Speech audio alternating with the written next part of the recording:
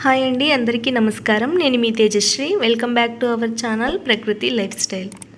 ఈరోజు వీడియోలో super tasty snack రెసిపీని చూపించబోతున్నాను. రెస్టారెంట్ స్టైల్లో క్రిస్పీ కార్న్ని ఎలా తయారు చేసుకోవాలో చూసేద్దామండి.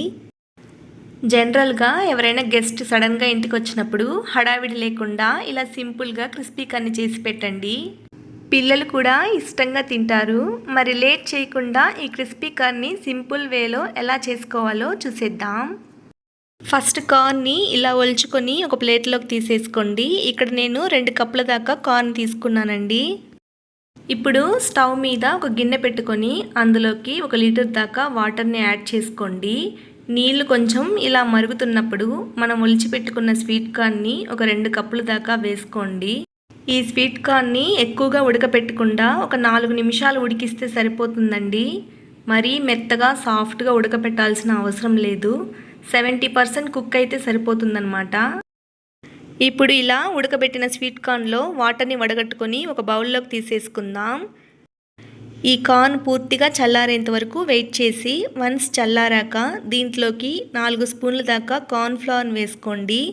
1 స్పూన్ దాకా బియ్యం పిండిని వేసుకొని 1/2 స్పూన్ వరకు మిరియాల పొడిని వేసుకొని బాగా కలుపుకోండి. ఇప్పుడు 1/2 స్పూన్ దాకా ఉప్పు వేసుకొని కొంచెం అలా వాటర్ని స్ప్రింకిల్ చేసుకుంటూ పిండిని బాగా కార్న్కి పట్టేలాగా కలుపుకోండి. ఇప్పుడు ఇలా కలుపుకున్న వాటిని పక్కన పెట్టుకొని డీప్ ఫ్రై కోసం స్టవ్ మీద ప్యాన్లో ఆయిల్ వేసుకొని ఆయిల్ హీట్ అయిన తర్వాత మీడియం ఫ్లేమ్లో ఇలా స్వీట్ కార్న్ని ఒకేసారి వేసుకొని ఫ్రై చేసుకోండి.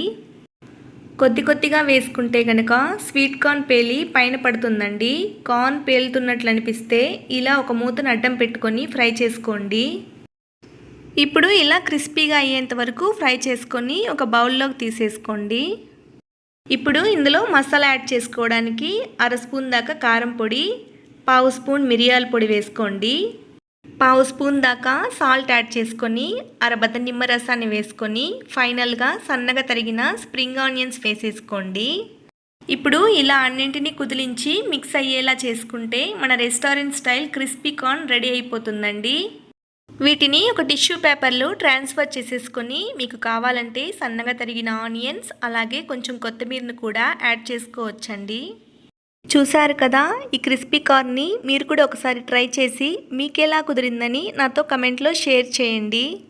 ఈ వీడియో కనుక మీకు నచ్చినట్లయితే ప్లీజ్ లైక్ చేసి సబ్స్క్రైబ్ చేసి మీ ఫ్రెండ్స్ అండ్ ఫ్యామిలీతో షేర్ చేయండి. Thank you for watching. Next వీడియోలో మరొక రెసిపీతో మళ్ళీ కలుద్దాం.